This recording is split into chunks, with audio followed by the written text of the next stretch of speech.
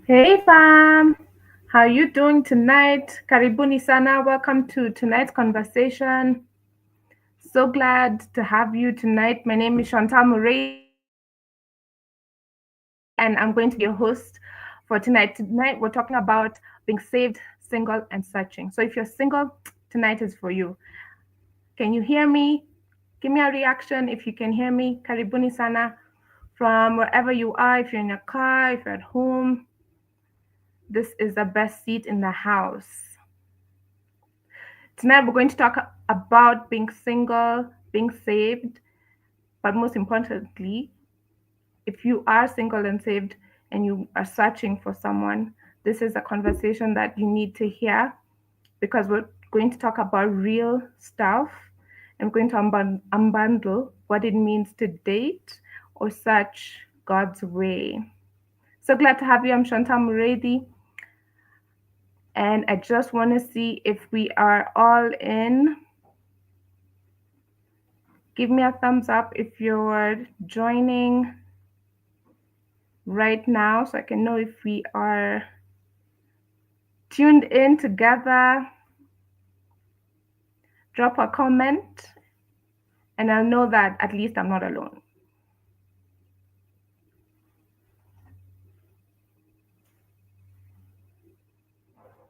I hope you are warm.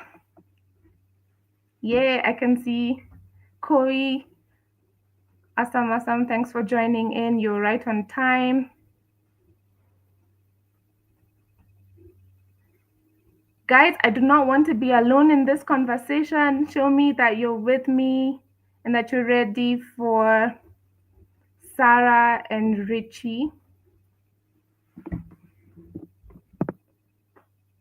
Awesome. I hope that you are good. It's been a cold season. I hope that you have a cup of coffee or tea because it's going to be a really nice conversation about being a single, saved, searching soul. Okay, so for those who have joined in, you're right on time. I want to ask you, what's one word that describes your dating season, whether past or present? What's that one word that best describes your dating season? Were you ghosted? Is it purposeful? Was it prayerful? Or was it for jokes? Were you testing the waters? I want to know. What's one word that best describes your dating season, whether past or present? And this applies to anyone really. Whether you're single, whether you're dating, whether you're married, dating never ends, to be quite honest. So I want to know. Drop a comment in the comment section and I want to read it out. So Calvin says chaotic. Ah, nice. I hope it was chaotic in the right way.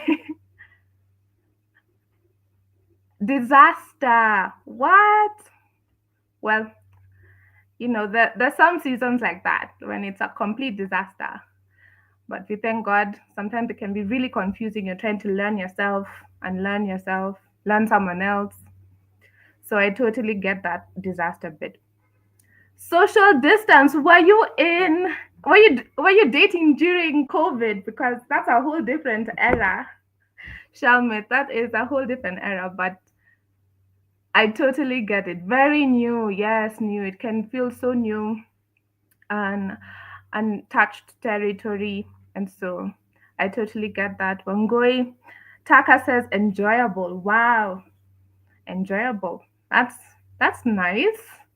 Was it like the date? Like, was your partner taking out for dates? Were you at peace?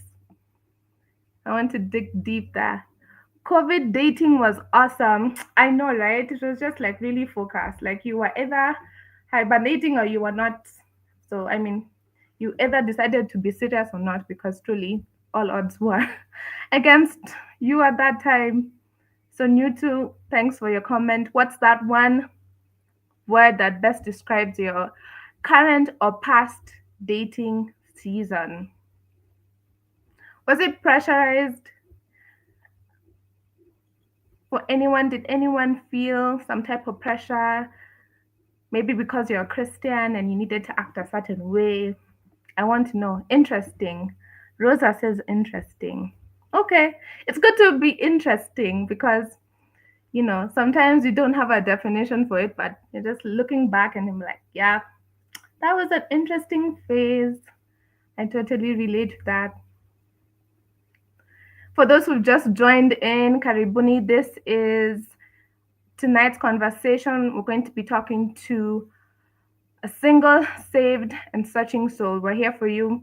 We've accumulated questions from singles, and we want to ask those most pressing questions and find out really how do we date the right way? How do we talk about the issues that sometimes creep up, the baggage, and how do we really address that in a wholesome way? So you're in the right space. Thank you for those comments. I want to know if you have ever dated, and if that's the case, what was that season like? What's that one word that best describes your season, whether past or present? Now, I don't know if that was just your past or whether it's your present. So for those who've commented, has it changed? Your dating season then and now, has it changed? If so, how? Is that another word that you can describe your season now? I want to know. I want to know. No one said ghosted, so that's a good thing. So at least you're dating like real people, real time. Maybe it wasn't long distance. It was, someone is physically there with you. So that's comforting. There's one person who said disaster, so I hope you got healing. Someone else is still saying so disaster. Okay, so we have two disasters. Okay. Well, healing is a process. It definitely is. All right, so it seems we are locked in. We're 7 minutes in, and I just want to respect the time. I want to give you all, what you've been really waiting for, and this is the couple of the hour. And so I'm going to do a little drum roll, please. Wherever you are, shout, yay! So, welcome. Hi, Sarah. Hi, Richie. How you all doing tonight? We're good. Awesome. Now, I cannot do enough justice to introduce you two. So, I'm going to ask each one of you to introduce yourself. So, Sarah, you'll introduce Richie, and Richie, you introduce Sarah. So, guys, take note. If you're single, just open your ears a bit, your heart. Just see how they introduce each other. No pressure, guys. No pressure. Just introduce yourselves like your bros, and yeah. But would like to hear you introduce each other. So, Sarah, why don't you do the honor? Okay. Good evening, everyone, from wherever it is that you're watching us. I'm so glad to have you join us today. Before you is Richard Muendo. He's a husband of one, a father of one, very bubbly, soon to be 5-year-old. He is also a financial economist, Reverend at Infinite Fellowship Ministries, the executive treasurer. He is also an apostle of Jesus Christ by calling, which is what God has called him to do. He loves apologetics, which is being a defender of the Christian faith. And so you'll find him reading a lot of Christian material. He likes to research. He likes to get into the word, the deep word, if I can put it that way. He's a fitness enthusiast. One time almost pro basketballer, if he could have just been a bit taller. But all through a very enjoyable person and my favorite person on earth. So welcome, Richie. Yay! That was an awesome presentation of Richie. Richie, no pressure. If you can top that, just do you.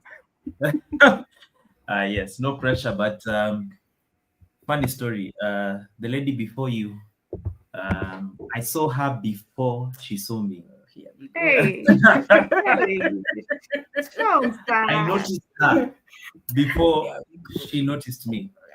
And in the world we live in today, that means maybe you saw her 2 weeks before go. and she didn't notice you for 2 weeks. I'm Yeah, talking about 2 years. 2 years when we're young. Uh, very young. we did have a lot of modes of communication.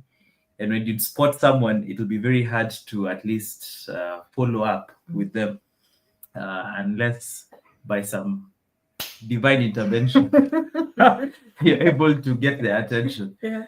So at the time, she was very interested in established men in society. Yeah. Mm. And Mimi, I was a budding fella. I was not even done with adolescence. He wasn't finished growing. Oh, But now she was, noted, she had her noted. eyes set on grown men. You're supposed to be introducing Yes, but me. I'm preparing the people for the type of lady you are. Yeah. Okay. Yeah, so she's always been out of my league. She's always been Mm.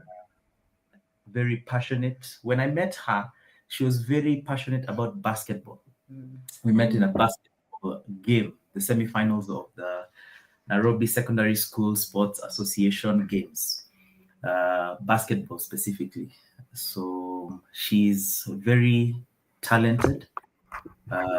She's very resilient. I remember that time you had a few injuries related to your knees. Mm.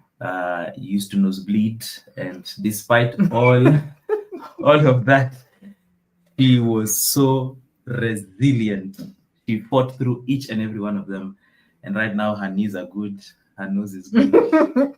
By God's grace. Perfect. Yeah. But now specifically to the person, she is prophetess by calling.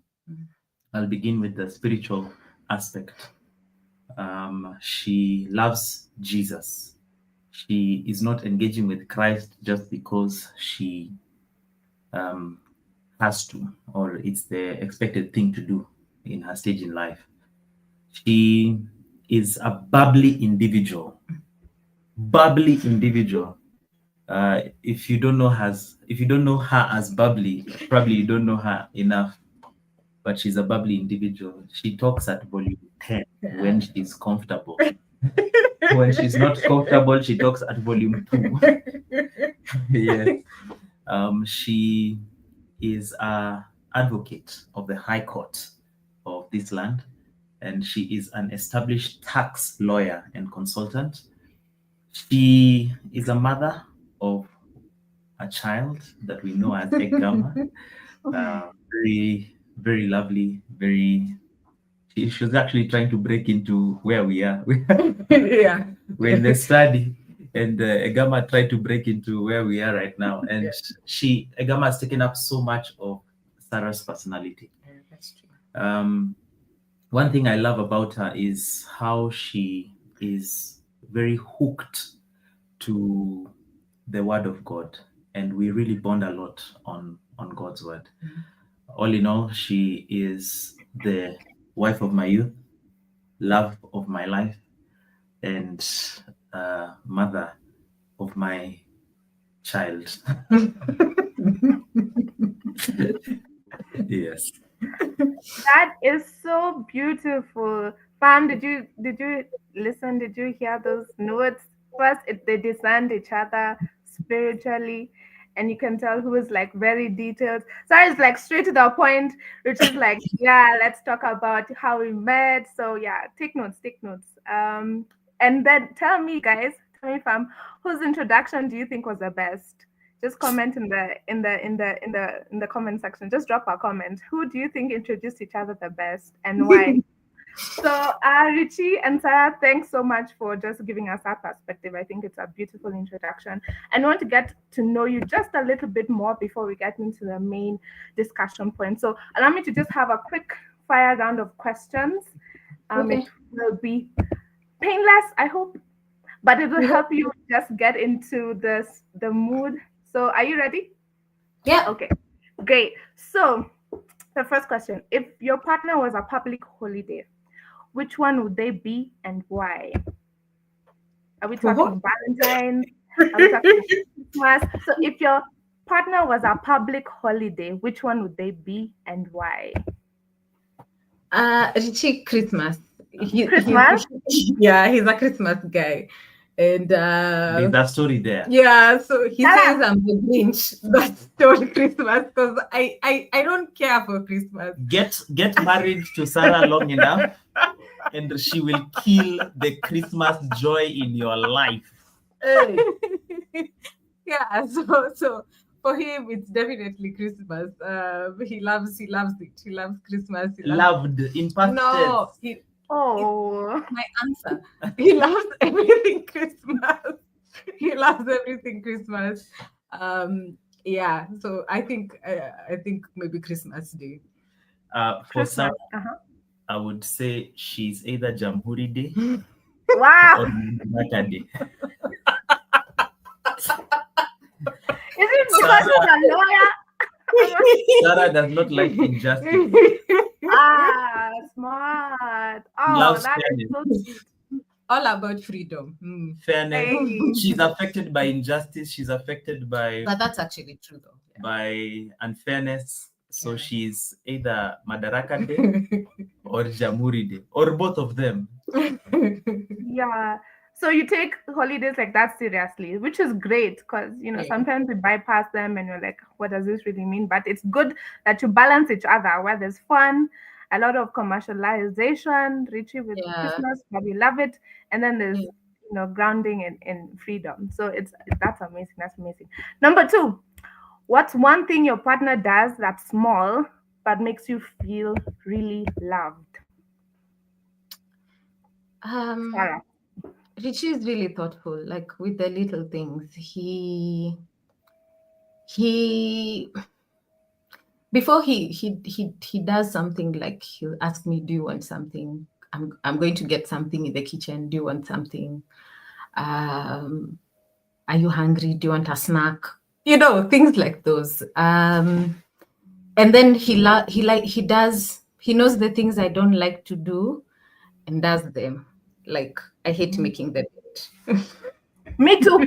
Red is one who forces me. My husband forces me to do it. Corners. It hurts my fingers. I'm just a girl. I'm sorry. So, and then he does it. He's like, Millie, bed needs to be straight. I'm just like, yes, so that I can sleep in it. The point of the matter is to sleep. Yes, yes. Amuhimu. Ni usingizi. Yes. Awesome, Richie. Yeah. I also think the small thing that I appreciate is when I'm in my own space mentally. I can be seated in a couch. We're together on space mentally, and I'm completely lost in the thoughts of the day, the thoughts of perhaps what I'm thinking about. She would come like a puppy and with her head first, just fix herself in a corner of my person. And I really love it. It's a small thing, but it makes me feel loved, like I have a person, I have someone who I'm connected with. So yeah, that's one small thing that she does that I really appreciate. Awesome. That's really, really endearing. Number 3. We have 2 more questions and then we wrap it up. Number 3. What's your Okay. partner's most used emoji when texting you? Sarah. He has the one for the one for the iPhone. There's an iPhone emoji of himself. Memoji. Yeah. Memoji. So it's normally him laughing with the tears. So I think that's the one. May I have many? Sarah has graduated from the rudimentary use of emojis. She has ascended to the higher plane of, they're called GIFs or GIFs. GIFs. Favorite. Yeah. Aye. They are able to convey what is really, really in my Mm, heart. Like, and if we had the Kenyan ones, software people, please, you people, whoever you are, I don't What know were IT? what were IT. What were IT? We need to make Kenyan ones because I'm usually just there typing. Frustrated. No, fire, really frustrated or utterly shocked. And then I just someone with eyes or something like that. Yeah. So that's my answer. Oh, that is so sweet. It looks like you both have fun. Like you're either joking about something or teasing each other. That's really really cool. So the fourth, if your relationship was a genre of music, what would it be? Sorry, if our relationship was a what? A genre of music. What would it be? So funny story, yeah. Let me just jump right here. For a very long time, we both love the Christian music. Yeah. But for a very long time, she called me white because I had a predisposition to gravitate towards the less melanin Side of life. side of gospel. Akina Stephen Curtis Chapman. Woo! I'm diving in. I'm going it. Hey! And then Sarah over here would be Alvin Slaughter and Marvin Sapp. Praise him. So that would be Sarah. And that would be, so let's say the general banner is gospel. Yeah. And we have one that is more vanilla. Thank you, Angoi. Yeah. One that is more vanilla and one that is more chocolate. Yeah. Chamuimu, zote ni ice cream. It's true. Actually, my answer was going to be reggae because nobody can stop it. Hey. I also have an anecdote there because we did have access to a lot of love songs when we were dating. Yeah. So one of the love songs that we really bonded over is called "The Love of My Life" by Christopher in the 1990. It's either 98 or 99 98 album. Yeah. It's the 90-something album. Yeah. So that's it. Awesome. You answered the fourth one. I wanted you to sing it out. So now that you've sang it out, you answered my last question around singing it out because I wanted you to sing because you're both worship leaders, so we wanted to test your bars. So you nailed it. So now looking into the relationship, or at least being single at that time when you were dating, did you sense that you were ready at that time? And as you answer that question, we're now speaking to the single souls in this meeting. How did you realize, or when did you realize that you were ready to have a relationship and enter a godly relationship? Yeah. Maybe I can go first and give a little bit of context. So, number one, we dated for a long time. We are those people. Yeah. We dated for 7 years. Seven. So literally, first of all, Richie, I've known him literally my whole adult life, like since I was 18. And so we dated for 7, and this year we'll be celebrating our 9th anniversary. So that is many years. 16 years of being together.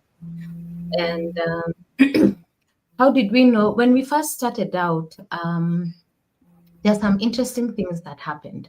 So yes, we did like each other. You're into all the fields and whatever, and this is great. But it's interesting because we were both in a time in our lives when we decided that we wanted to be serious with God. And so what that meant is that God took center stage in like how even our decision to date and whether this person was actually the right person, in the sense that if he wasn't, then we were willing to break it off. And if I wasn't, then we were willing to break it off. So one of the ways that you can know that like you're ready to date, I think to myself is, are you here for the long haul? And I think that's one of the questions we asked ourselves, because for us it was practical. If you're 20 and you've just joined uni, you know you're not getting married until you're done with uni. And so that's around 5. So for us, and that was at the minimum. And you can imagine we started dating even before that. So it was like, so for us, this is going to be a long time. Are you willing to be here for a long time and not just a good time? So one of the things that I think was really critical, and a question that you should ask is, are you here for the long haul? Because the truth is, when you're a Christian who is dating or looking to date, then the goal should be marriage. And for some people, the time is longer, for others, it's shorter. And so that's one of the signs that I can say. Yeah. So one thing I constantly reiterate to the individuals who ask me this question in their various iterations is the dating scene, the courtship scene, and the marriage scene have all been separated. They've been fragmented, Yeah. and each has been commercialized, or it has been the wrong things have been emphasized in each and every one of them. In dating, you're there to, for friendship, for companionship, for a good time, for a fantastic vibe. In courtship, you're there because labda miaka zimefika, it's time. It's time for you to graduate. You can't continue dating until you die. And for marriage, it is okay. This is a serious decision now. Yeah. The serious decision is now the marriage. Yeah. But for our journey, our serious decision didn't start at the marriage. Mm. It didn't even start at the courtship. Yeah. All of those were set the moment we started dating. Yeah. So for us, what led us to the point where we knew, okay, this is the right time, this is the right person, this is the right selection to make, is we took our dating, like graduating from friendship to dating, very seriously. That's true. One thing I did is that I submitted her, actually, she doesn't actually know this, but I submitted her to a close circle of friends and asked, is this lady wife material? Is this wife material? One of the friends I actually asked was Rob. So Rob gave a resounding yes. I actually asked Rob, is this lady wife material? And then later on, when we got introduced to Bishop, we submitted our relationship asking, okay, now you are a spiritual leader. Does this relationship glorify God? And does it have the metal for marriage? Yeah. So for us, we made the serious decision at the dating stage. And all the things that people usually think about when it comes to courting and marriage, we were asking each other at the dating stage. That's true.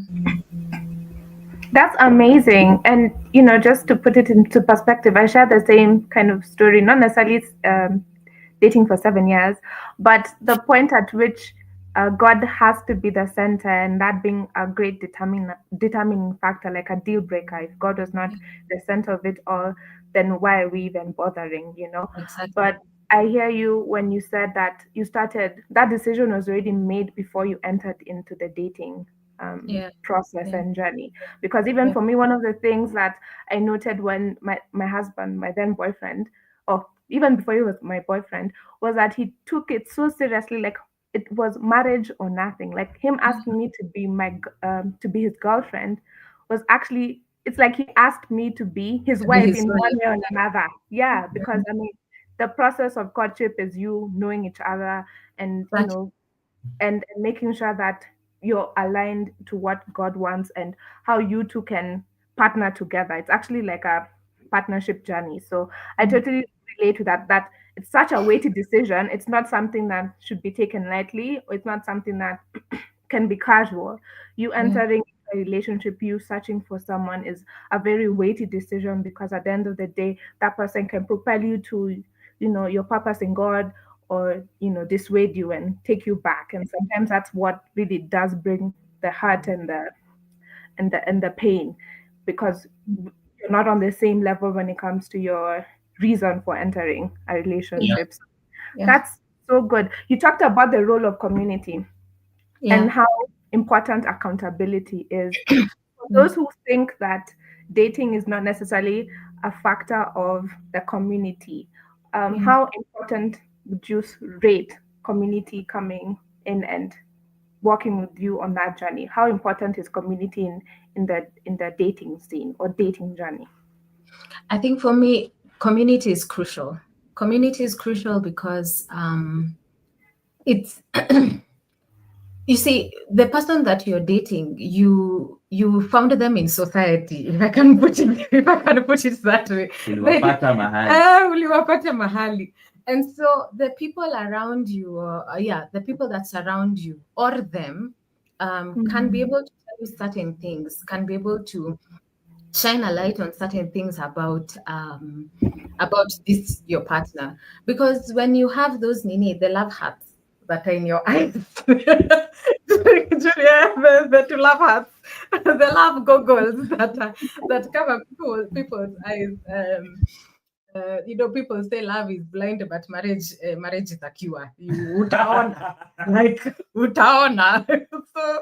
So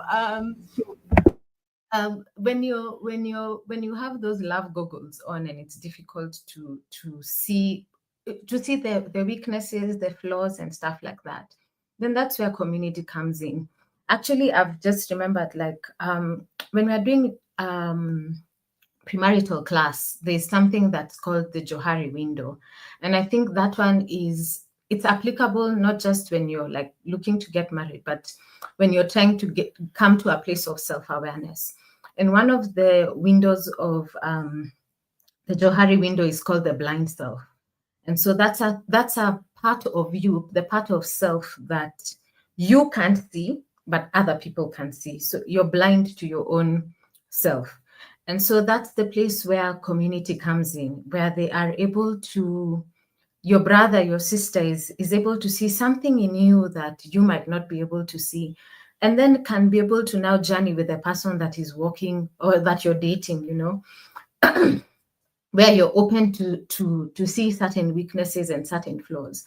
Because if you ask me, and I might be jumping ahead, I'm not sure, the dating scene is the best place for some of these skeletons, so to speak, to come out. I think that is the time when things, both good and bad, should be able to come out so that you don't get shocked when you're getting married. Because now when you're married, men, there is no way out. Unajua, unafungwa pingu. That's why they call them pingu ya maisha. Like, handcuffs for life. Like, Waswahili jamani. Unafungwa pingu za maisha. Like, way, this is a lot.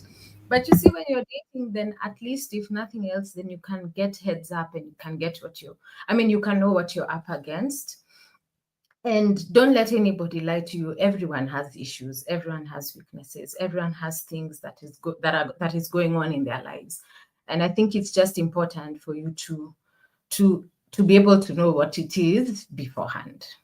Yeah. Yeah, just to add, because she has said the meat of what I also thought to say, I'd like to just emphasize that in selecting your community, your close circle, you're selecting the detractors or the cheerleaders, the people who are going to help you and edify you in that journey. Most people select their community based on vibe, preference, and not purpose. That's true. The selection of preference and vibe it's high maintenance. You have to maintain it with a certain level of fakeness, because I don't think you can walk together close enough and not have clashes. That's true. And not have disagreements and conflicts. But in the selection of purpose, these are people who you don't even like what they're about to tell you. You're approaching them, half of you is like, I know this person is going to say something I don't like, but let me just hear what this individual is saying, and let me take it to heart and see if there's any truth in the same. So it's very critical that the selection of one's community is not seen as an afterthought. It is it is very important in the journey of dating, courtship, and marriage.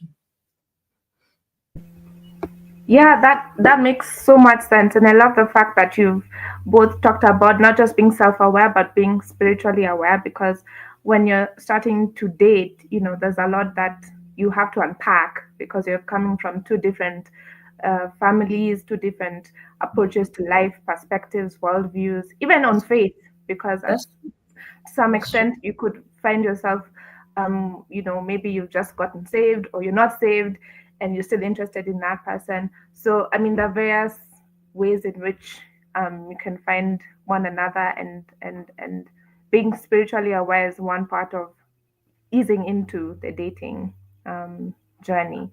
there's Yeah. there's one facet of society, of community, that's always I don't it's a spice, but it's necessary, and that's your family. you Mm. know because sometimes they have opinions, and this also really applies to being saved, Yeah. because not every family accepts what being saved means or looks like. Yeah. You often, as a saved person, you're going against the grain. You go with the proposition that I had from God, you know Yeah. Yeah. or like so many things that are so countercultural. Yeah. Talk to us about family and how important family is, and how to navigate that terrain in terms of making sure that um it's not the word disapproval, but making sure they're looped in. So at what point do you loop in your family? Because yes, friends are important, but at the end of the day, if, let's say, your mom doesn't approve of your Going. partner, that's a thing, Yeah.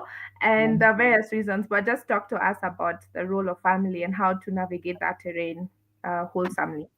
Yeah. Yeah. Allow me to read a few verses here as a precursor to my response.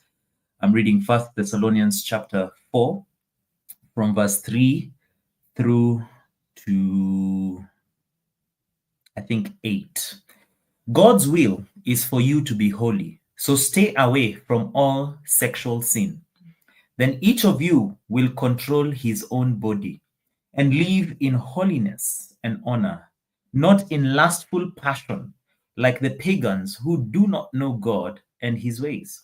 Never harm or cheat a fellow believer in this matter by violating his wife. For the Lord avenges all such sins, as we have solemnly warned you before. God has called us to live holy lives, not impure lives. Therefore, anyone who refuses to live by these rules is not disobeying human teaching, but is rejecting God, who gives his Holy Spirit to you. That specific um, portion of scripture speaks to something that our pastor at the time, he's now a bishop, really told us as a dating couple. Any family member who genuinely understands the weight, the importance of marriage, will not allow you to walk into it unadvisedly. They're not just going to sit back and relax and hope you make the right decision. That's true. They will, out of that genuine care and concern, Yeah. they will come in strong. They will come in hot and ensure that I am going to be with you so that you don't make any mistake I have seen maybe myself make, or my peers make, or my generation make. It is a communication of concern. That spice that you're referencing, it's a communication of concern. And what he told us is that that concern is valid. And the only way that concern will be settled in the hearts of everyone who is concerned is if you bear the fruit of a dating couple walking in the purpose of God. That's true. It has to have fruit. Without fruit, you are helping them fight you. That's true. You're helping create content they will use against you.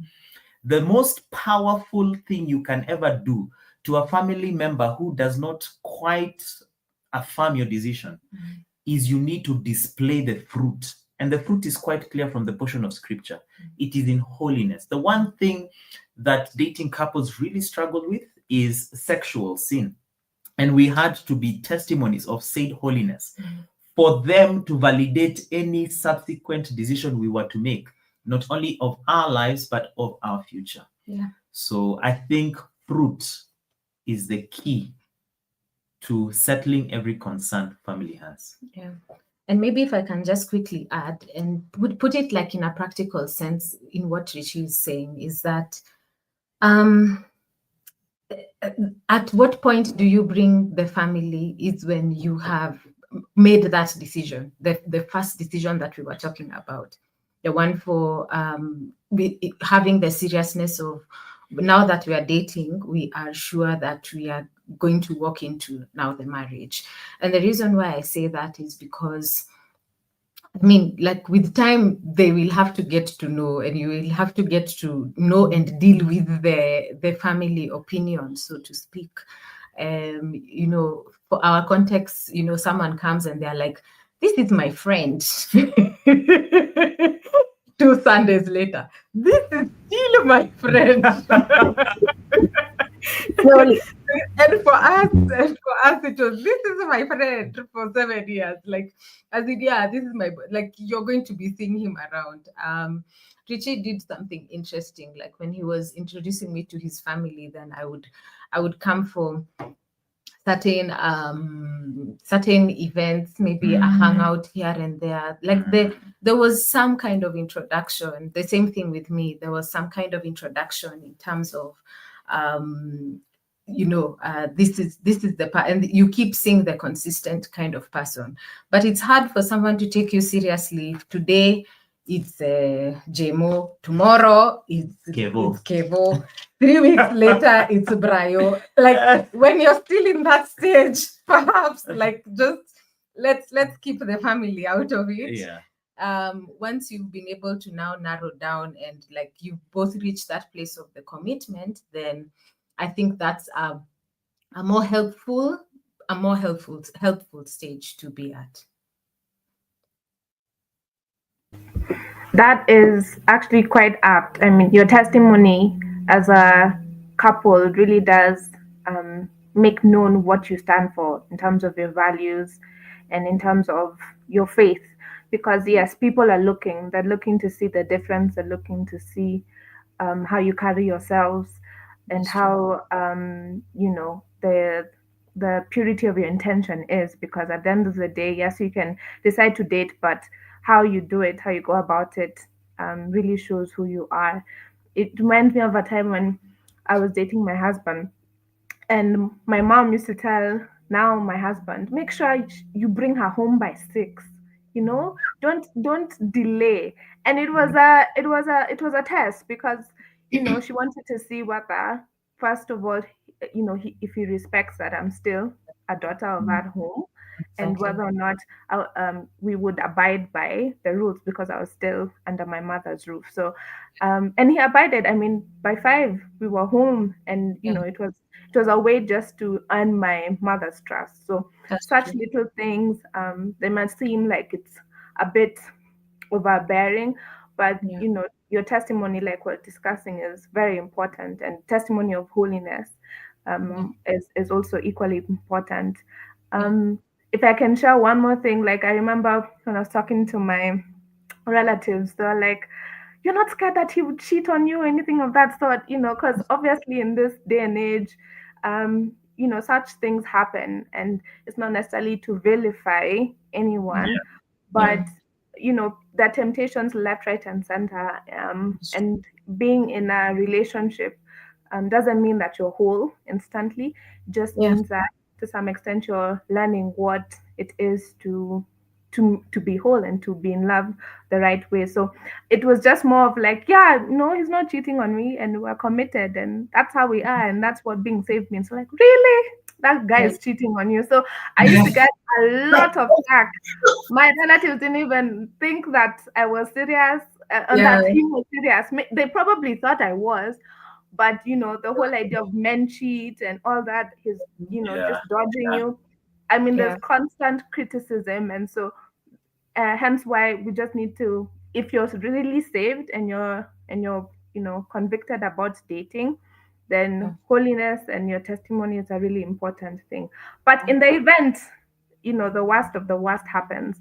um I just want to talk to us about romance, Okay. and how culture, and most specifically media, and the Western culture, and perhaps even European culture, has kind of also helped us shape our idea of romance. Yeah. Um, how do you date? What does romance look like? And I'm not saying that there's a standard to it, but Yeah. help someone who's trying to be romantic, or trying to mirror such like behavior. What does romance mean in a dating scene, or in a dating journey? Okay. Go Yeah. first. We were actually speaking with a couple, was it last night, about this very thing.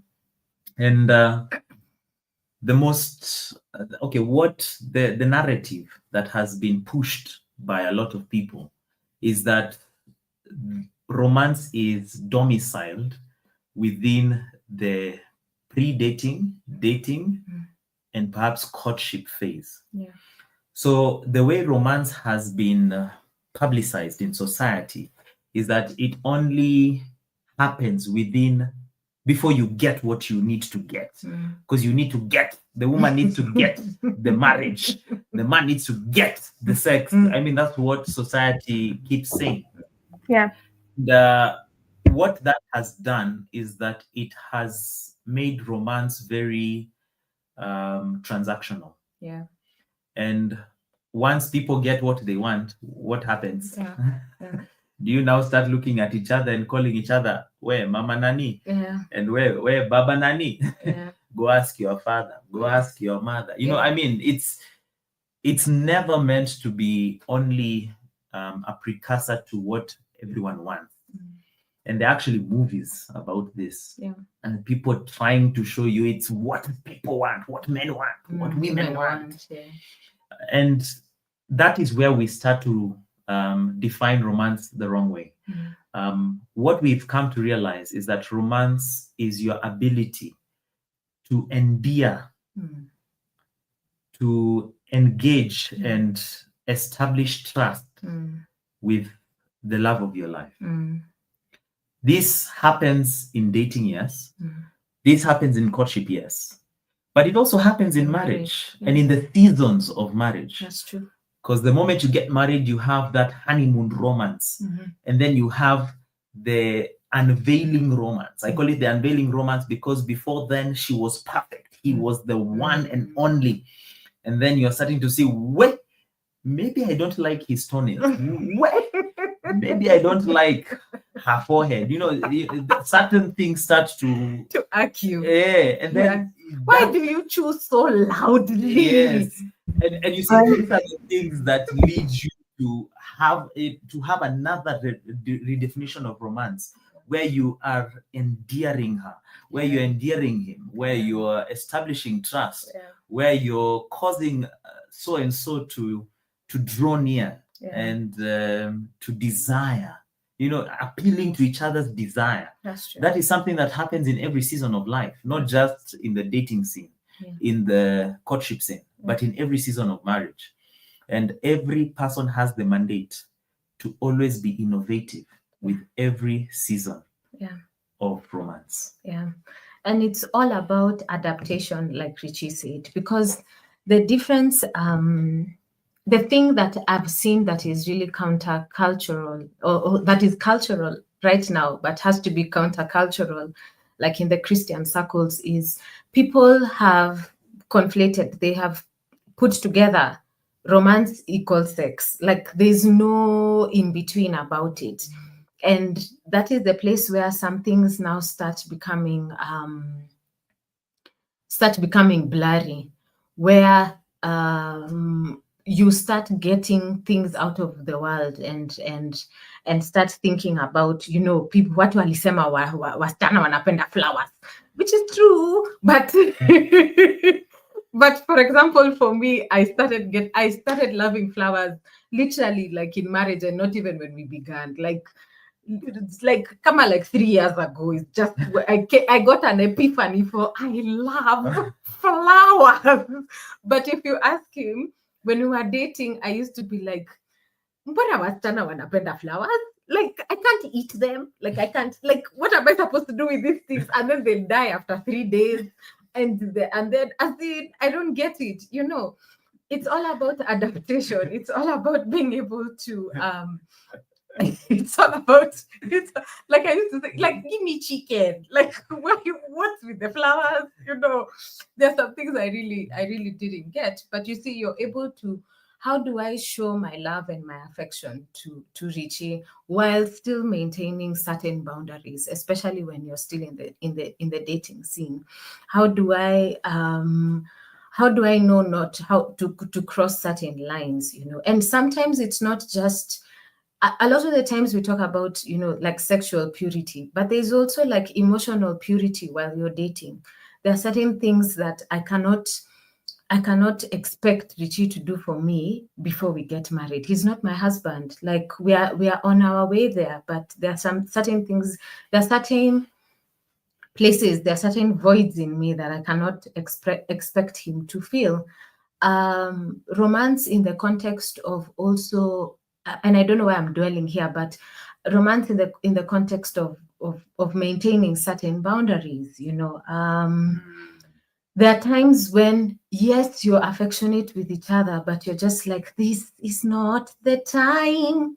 It's not the hour. It's not like we are not doing this.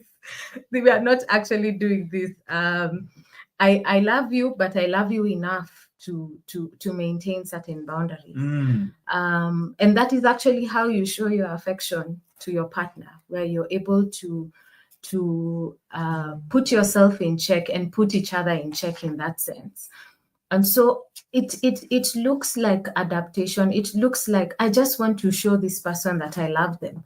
That necessarily that doesn't have to end up in sex. And I feel like the media today has really done quite a number. And from a very young age, let me give a very personal example. I used to watch, when I was much younger, I used to watch a show called One on One. Please, I might be betraying my age, but Well, the same boat, same boat. exactly. Yeah, Say. yeah, wakonge. But but I used to really love that show.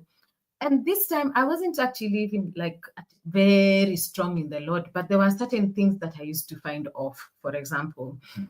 And I used to ask myself, why is it that every episode Brianna and Anez are trying to have sex? Like, what's going on here? Like, they keep trying to find ways and means, and I'm just like, somehow this doesn't sit well with me, because what is it teaching me? It's teaching me that this is a normal thing, that this is a thing that happens in the context of dating.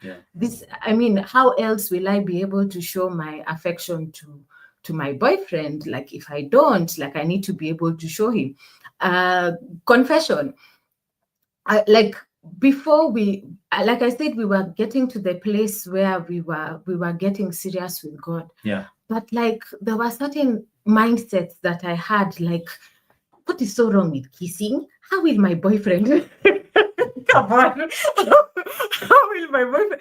How else will we know? But I hug everybody. Like, but him, he's special. So this is how I need to be able to show my affection to him. But no, like, the problem with it is that it's very hard to just stay at, as Americans say, at first base.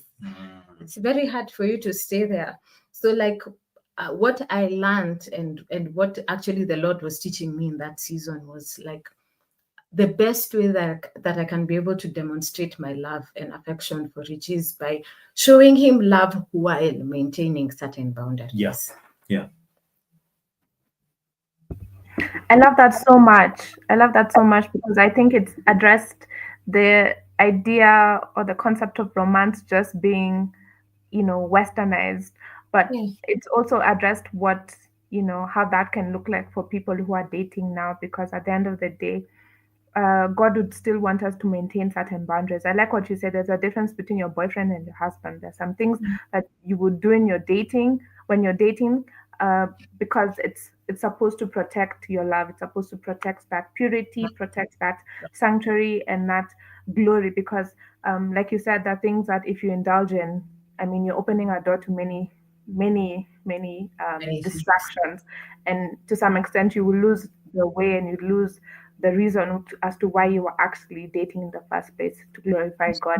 So I love that, and also like the fact what you said about emotional boundaries. Sometimes we come into relationships with baggage thinking it's just heart, but Yeah, I dare say even emotional baggage is baggage in itself, like learned that's Mm, true. behavior, like what you mm, That's just said about what you learned seeing and observing, the shows that you're watching. It's even remarkable that you were able to start discerning and distinguishing what is good and what is, not good.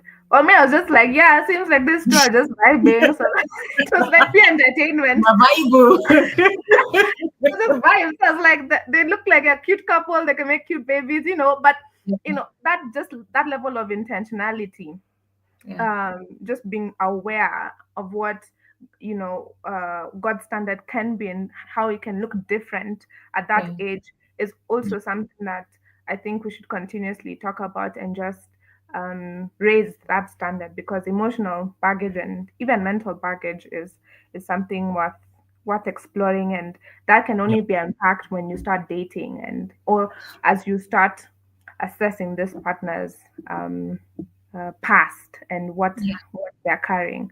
yeah, Thank you for that. That actually is quite important what you just shared. I believe someone has been helped in terms of trying to see how then they can endear themselves to their partner while maintaining certain boundaries. mm, If I can just ask you all a question around faith and boundaries. Can you give us an example, a practical example of how your faith shaped another boundary in your life, perhaps even physically or even emotionally? Is there any way or any place in your dating journey as you were learning how to love one another beyond the butterflies? Because at this point, yes, you've had the butterflies, the honeymoon season, and now mm, perhaps you're preparing for much more serious matters like marriage. Was there yeah, any firm stance that you had to have with each other, and that maybe one of you wasn't ready for, or you both were ready? Maybe you can unpack what that boundary looked like in that season of going to the next stage of marriage. yeah, um, towards the end of our courtship, we sat each other down.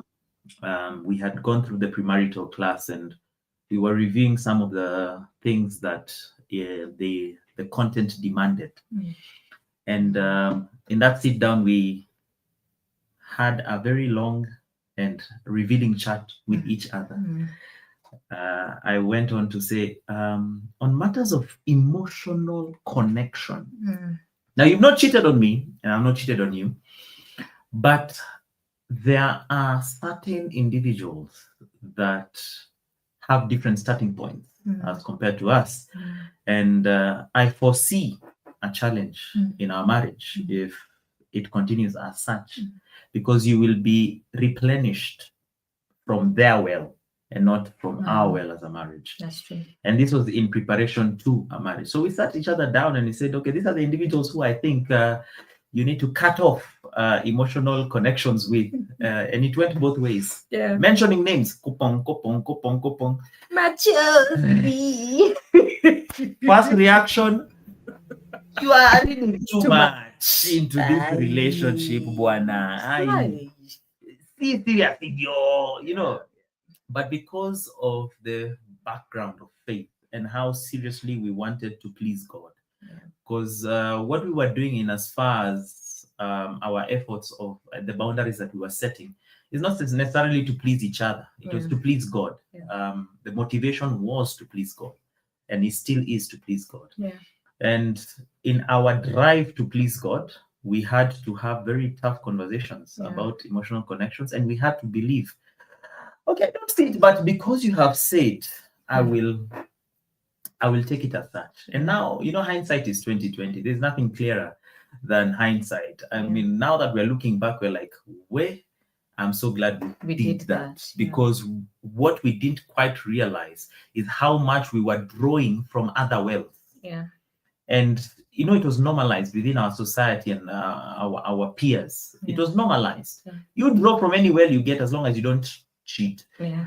But what is cheating, you know, and so on and so forth. And Yeah. I think that was a very key boundary Yeah.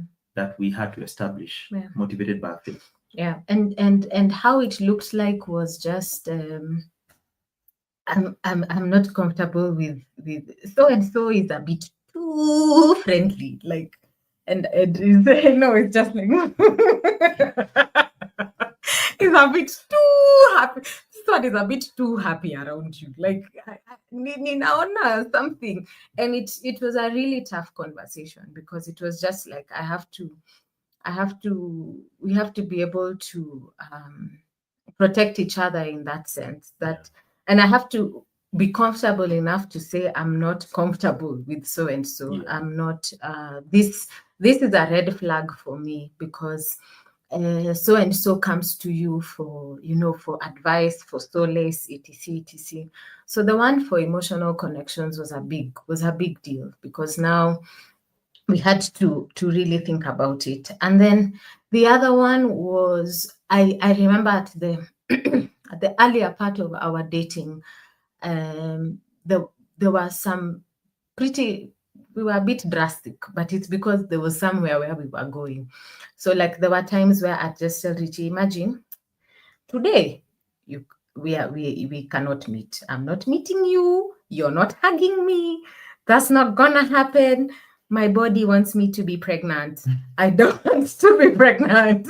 So,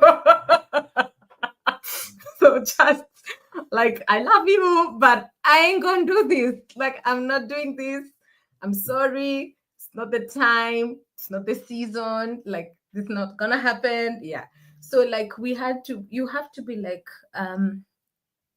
when you do make certain decisions about where you want to go and how you want the finish line to look like, then you have to be prepared to make certain very drastic decisions. People would think that it's like overboard, and but it's worth it if you're actually willing to pay the price. What I'm trying to say is that there's a price to pay, but you have to pay it.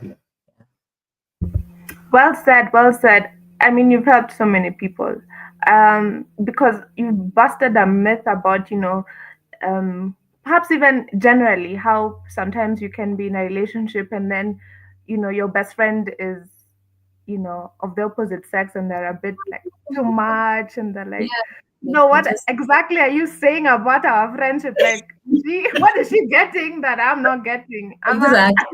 exactly. So I have a male BFF, and there's nothing going on. Yeah, yeah, there's nothing, but For now. for for now, now, and then also, either way, by the time you get to the marriage stage, friendships, relationships, everything is redefined. So it's even better to just get it out of in the open, like early enough, and just be like, this is a potential problem, as opposed to when you're already on the other side, and then now you start fighting for, like, you don't know him. It's not like that. It's never been like that. We've known each other since we were 5. Yeah. it's true. It can actually be, a stronghold. Like your Mm. relationship can actually unveil certain soul ties or certain mindsets. And even this discussion has helped me see it. You can even spiritually cheat. You might not. I mean, everything is quite spiritual. And what I mean by spiritually cheat, like you cannot. Sometimes you refuse to show up in the way God wants you to show up, Mm. and you refuse to like mature, or you refuse to accept that price or that sacrifice that you need to make for this relationship to work, because there's your part as a female, your part as a male. And sometimes we don't talk enough about it, but just like Mhm. what you said about being self-aware, especially for women because of our hormones. There's a book that I read about some how you can be also very aware about your emotional capacity, and you can track the times when you're really like your hormones are really playing some like a thing on you, and that can help like just ventilate whatever emotional stage you're in, and can help you show up better for your partner and your relationships, because sometimes people can dwell in how they're feeling Yeah. as opposed to where they need to be, and Yeah. why we're in this relationship and what that finishing line looks like. So I think you've helped a lot of people, as you've just spoken. Um, I know we're at 9 o'clock, and I know this is 1 hour, but I have one or two more questions, just if you can indulge me, because I think No where we're problem. going is definitely a place where we're becoming more wholesome in our thoughts about dating and that journey.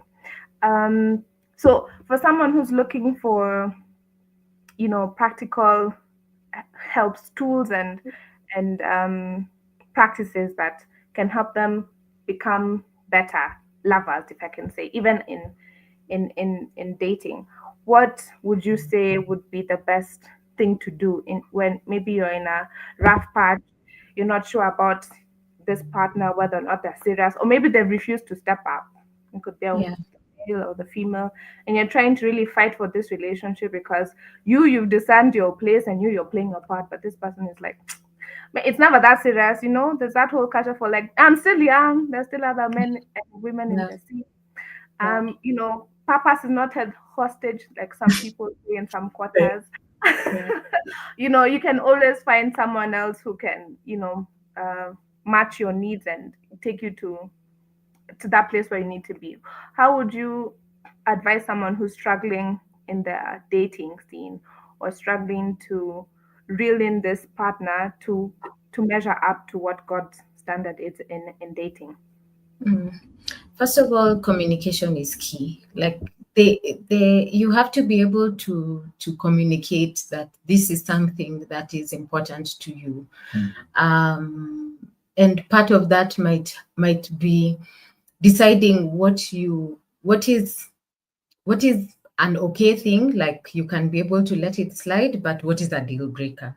And so now those are the things that you need to put in certain boxes. And then have a very open and honest conversation about, this is actually a really important thing to me, and I would that I'm hoping that it can, I mean, like, we can address it. Doesn't have to be important to you now, but because it's important to me, then it should be important to you. Like, you need to be able to be at the place where you're able to see this point of view that I have. And then I would also say, people always show you who they are. Always. People always show you who they are. They always do. And so you see, like you were saying, it's hard to separate from the spiritual perspective of it. But when someone has shown you who they are, and they've been able to tell you that this is who I am. This is not a priority to me. This relationship is not a priority to me. It would be idolatrous of you to hold on to it, and yet in your heart, like, this is not the standard.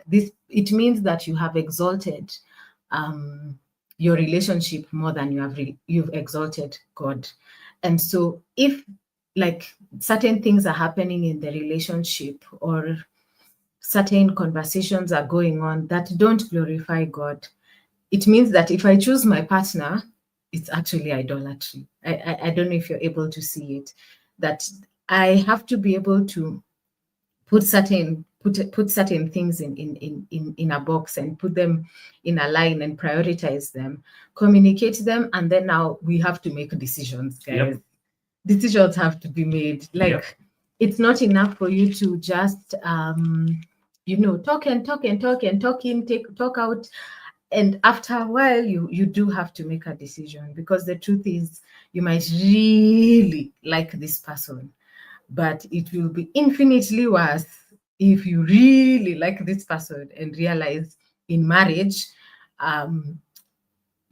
so I didn't really like you enough to change.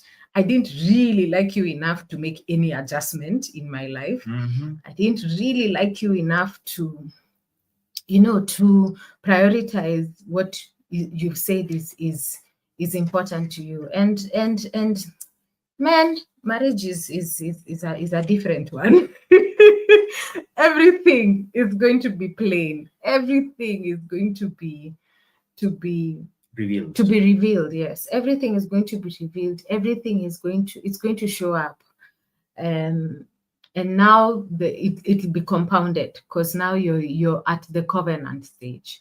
And so for me, I feel like if you're still dating, then this is the time when it's time to prioritize the things that are important to you in a relationship and the things that aren't. Yeah, I think you've actually touched on that question quite sufficiently. Nikiongea nitakuwa na overdo. Starting to It's overdo. it's true, it's true. You just have to make certain radical decisions. And to your point, if you stay longer than intended, you're actually saying something about your salvation and what you actually believe in. And sometimes I know, because in culture, sometimes you're told, stay, you'll change him or he'll change or she'll change. But to your point, like, people, who that person is right off the bat to some Yes. extent. Like, you'll know whether this is someone who fight for, the purity of the relationship or someone who won't.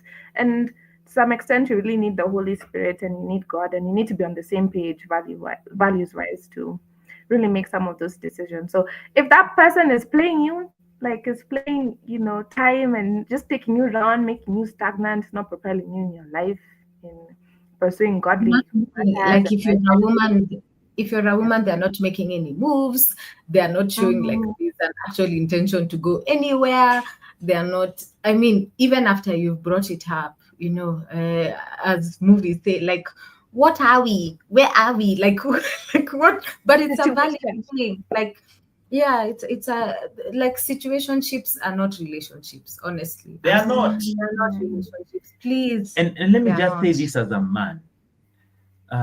Any man Yeah. who has convinced a woman that he can love her without her knowing that he's loving her, that is a magician. Mm. That man is a magician. There's no, I mean, Yeah, a you're man, right. when a man pursues a You will woman, know. You will know. it If will he be, wants you, yes, you will know. and it you can tell the goal. That's true. Men, we are not very complicated individuals. The only way that complication comes into play is if the lady herself also has perverted desires. Mm, But when a man wants marriage, you will know this you will man know. wants marriage. That's true. But if a man wants sex, You you will will know know. that this man You will wants know. sex. You will know. You will always know. And it's, I don't know, we have fed that narrative so long Yeah. until I'm like, apana, my female friends are not that dumb. They know True. what They is know. happening. Yeah.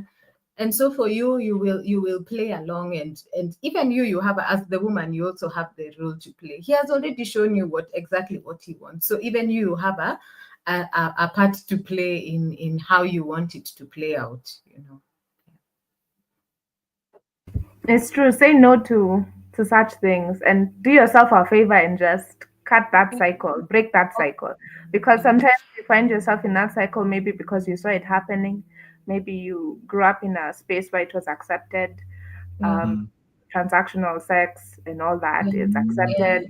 And so Yeah. you don't have the boldness Yeah. perhaps to call it out because you're so used to being treated in that manner. So Christian dating or just making God the center of your dating journey is so important because it will help you heal and break certain cycles and generational cycles that you need to address because if it's not you, like, will your children go through the same thing? So I mean, yeah, and how else will you bring glory to God? So yeah, be decisive and stop making excuses for that other person.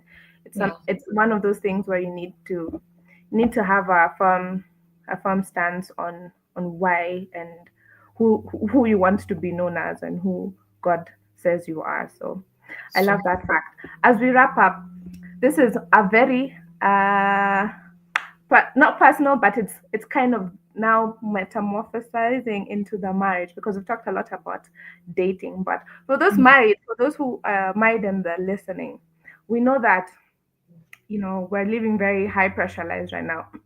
A lot of us are not necessarily with our families like how we grew up, with our extended families, we're not living together, communal in our community. So the support system has kind of been severed, and it's not as easy as your parents to prioritize each other when you're in different seasons of life, especially if you've given birth as a woman.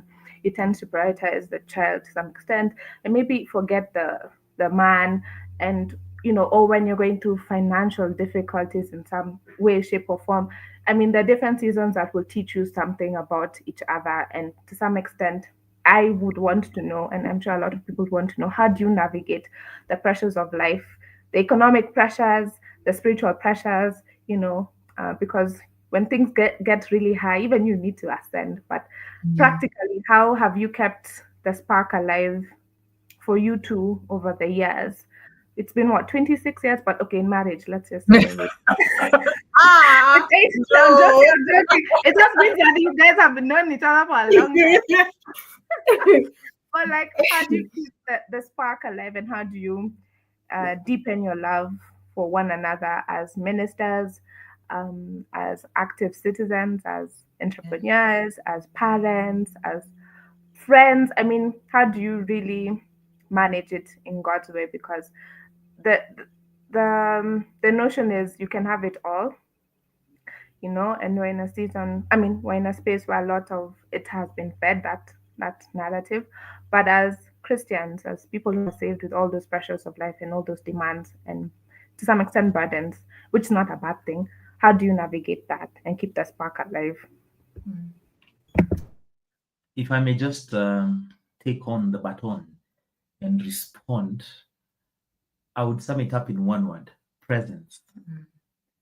It's the hardest battle in the vicissitudes of life, as the Bible says, or within the urban context that we live in, is to be present.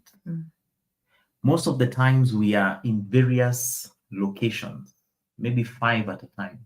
You're thinking about 5 things that have drawn your attention, your passion, your energy. It has all been drawn by these things. And what I've come to realize is the most important is, even if it is for 3 minutes, be present. Yeah. Leave the chaos. Come to the home, Yeah. which is the domicile of marriage. Yeah. Come to the home and presently engage. Talk about what made you feel, just the rundown of emotions. Did something throw you off? Did something happen and you were shocked by how you responded? And this requires a lot of vulnerability and honesty, because most of the times, especially in the earlier years of marriage, couples tend to put on a front, like, hey, mimi ni prayer woman. How can I be shaken by the issues of life? True. Especially how someone cut me off while I was driving to work. And how a matatu decided to give you an unholy kiss when it comes to the car. You have to be honest. You have to be present. You have to engage based on the vulnerability of your life. And if you can do that consistently, I believe that you have a very strong foundation. And if I can just conclude by highlighting that what helps someone become present is having a very genuine relationship with God. Because if you're not going to be present with God, your spouse asking you to be present is a very high, at all order, a high calling, something that I don't think you will be able to achieve. It is out of the abundance of the refreshing you experience in your relationship with God that you're able to convey and communicate in that present state to your spouse. Absolutely. And I think, picking up from what Chichi has said, how that presence will look like is through creativity in different seasons of life.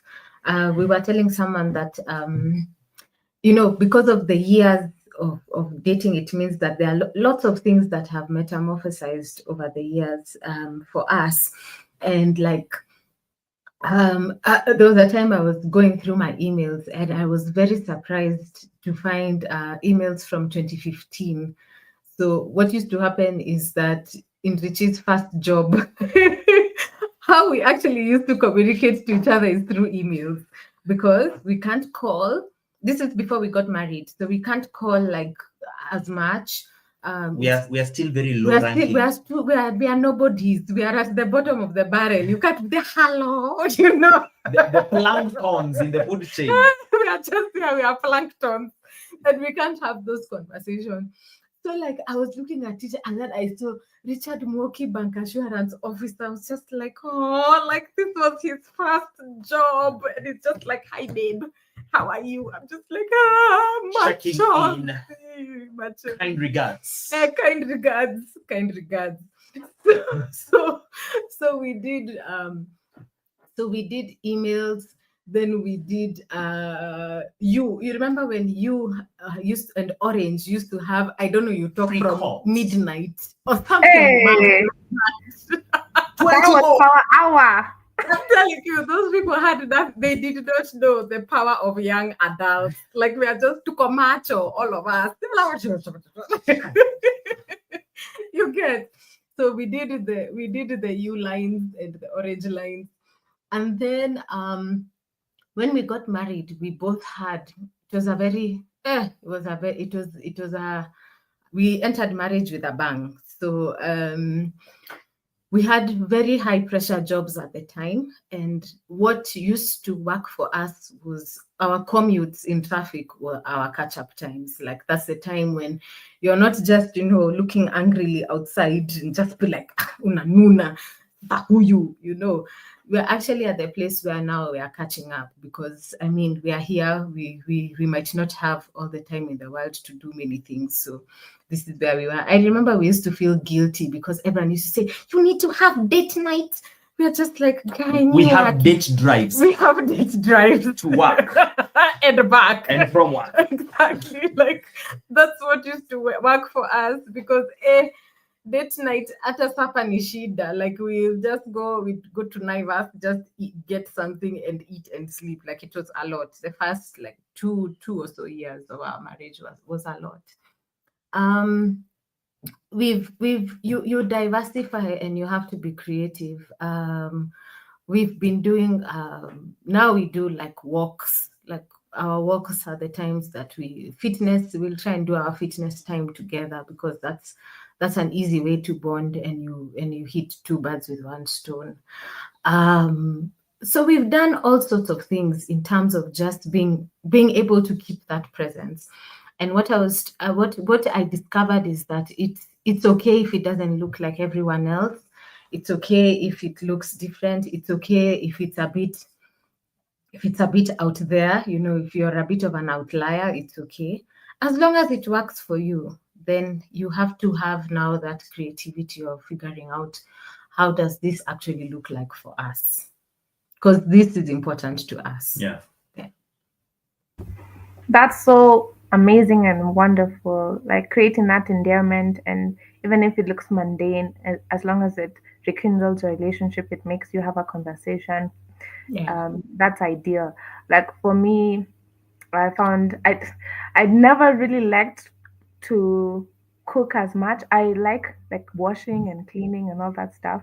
But my husband loves to cook.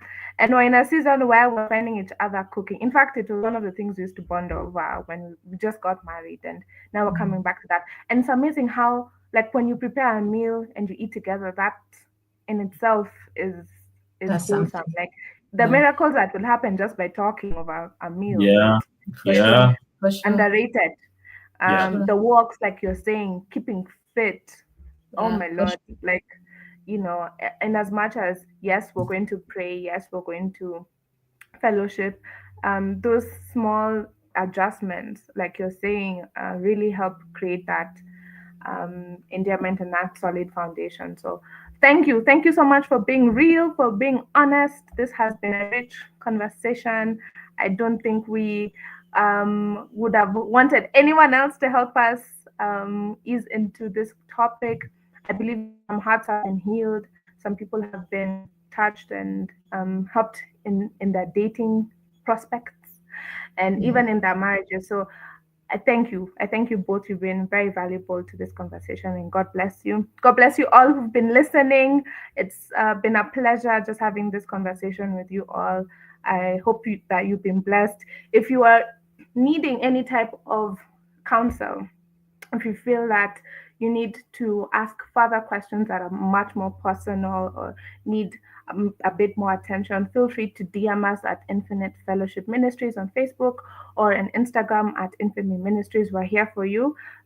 Feel free to reach out because we're going to have a series of much more deeper conversations, but we don't want to lock anyone out and we want to make sure that we're raising a standard for how Christian dating should look like, feel like to you and to others. So thank you so much. Have a Thank restful weekend. you. Thank you so much. Right. Bye bye. Bye.